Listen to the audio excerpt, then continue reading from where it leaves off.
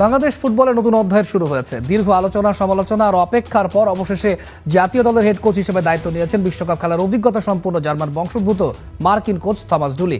ফেডারেশনের সহসভাপতি ফাহাদ করিম বলছেন, 43 বছরের অভিজ্ঞতার আন্তর্জাতিক পর্যায়ের কাজের অভিজ্ঞতায় ডুলিকে অন্যদের থেকে আলাদা করেছে। তবে কোচ নিয়োগ ঘিরে বিতর্ক, ফ্যানদের আন্দোলন আর স্বচ্ছতার দাবি নিয়েও কম আলোচনা হয়নি। সবকিছুর মাঝে এখন প্রশ্ন একটাই, হামজা সমিতদের নিয়ে বাংলাদেশের ফুটবলে কাঙ্ক্ষিত পরিবর্তন আনতে পারবেন তো থমাস ডুলি? বাংলাদেশ ফুটবলে নতুন এক অধ্যায় শুরু হতে যাচ্ছে। জাতীয় দলের প্রধান কোচ হিসেবে দায়িত্ব নিতে যাচ্ছেন অভিজ্ঞ জার্মান কোচ থমাস ডুলি। খেলোয়াড়ি জীবনে তিনি ছিলেন দুইবারের বিশ্বকাপার, একবার ছিলেন যুক্তরাষ্ট্র জাতীয় দলের অধিনায়কও। কোচিং ক্যারিয়ারে তিনি কাজ করেছেন জার্মান ফুটবল কিংবদন্তি জার্গেন ক্লিন্সম্যানের সঙ্গেও। পাশাপাশি ফিলিপিন্স ও গায়ানা জাতীয় দলের দায়িত্ব সামলানোর অভিজ্ঞতাও রয়েছে তার। বাংলাদেশ জাতীয় দলের দায়িত্ব নিচ্ছেন তিনি হাবিয়ের কাবরেরার পর। কাবরেরার বিদায়ের পর নতুন কোচ নিয়ে কয়েকদিন ধরে অনিশ্চয়তা ও আলোচনা চলছিল। শেষ পর্যন্ত সান মারিনোর বিপক্ষে গুরুত্বপূর্ণ ম্যাচের আগে দায়িত্ব চূড়ান্ত করা হয়েছে।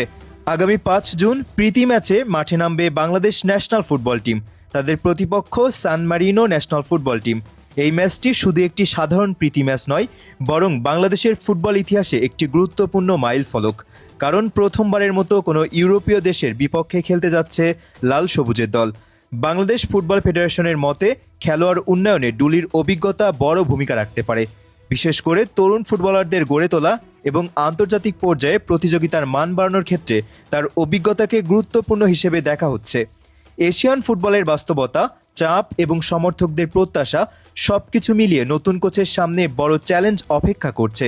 তবে প্রত্যাশা একটাই, নতুন নেতৃত্বে আরও সংগঠিত এবং প্রতিযোগিতামূলক বাংলাদেশ জাতীয় দল দেখা যাবে।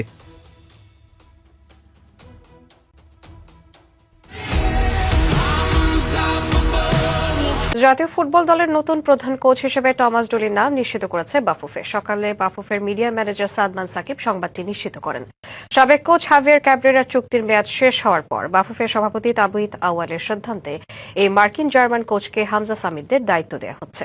এর আগে বাফুফের সভায় ওয়েলসের কোচ ক্রিস কোলম্যানকে আনার সিদ্ধান্ত বাতিল হওয়ার পর সংক্ষিপ্ত তালিকায় থাকা টমাস ডুলি রেসের শীর্ষে চলে আসেন।